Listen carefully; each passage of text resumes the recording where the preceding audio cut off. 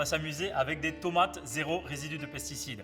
L'idée, c'est de les laisser pratiquement au naturel. On va juste enlever la peau, les assaisonner et dessous, on va faire un ceviche. Donc là, l'idée sur certaines, on va enlever le pédoncule et on va tout simplement faire une croix en bas. Ça va nous permettre d'enlever la peau lorsqu'on va les plonger dans l'eau brûlante. Donc là, on a l'eau à ébullition. J'y mets une belle poignée de gros sel et j'y plonge tout simplement les tomates entières là-dedans.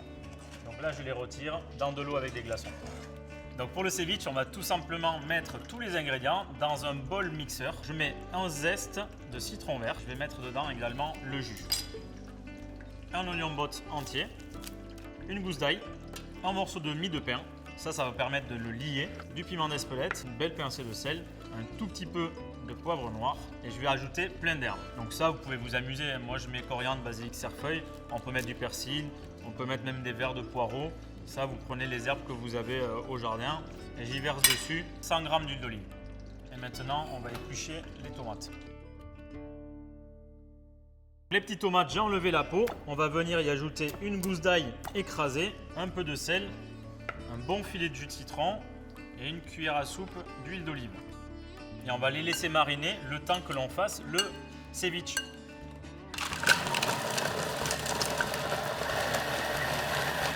Donc là, j'ai laissé mixer notre préparation à fond pendant bien 10 minutes, que ça soit très fin, et je verse directement au fond de mon plat. Maintenant, on va venir préparer les éléments de décoration. Donc on va venir frire les pots de tomates que l'on a récupérés tout à l'heure, évidemment pas de déchets, et on va mettre quelques morceaux de pain taillés bien finement qu'on va se servir en croûtons.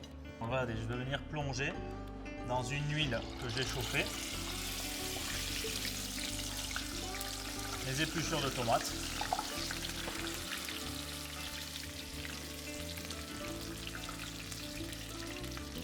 Et je profite de l'huile chaude pour mettre mes morceaux de pain rassis.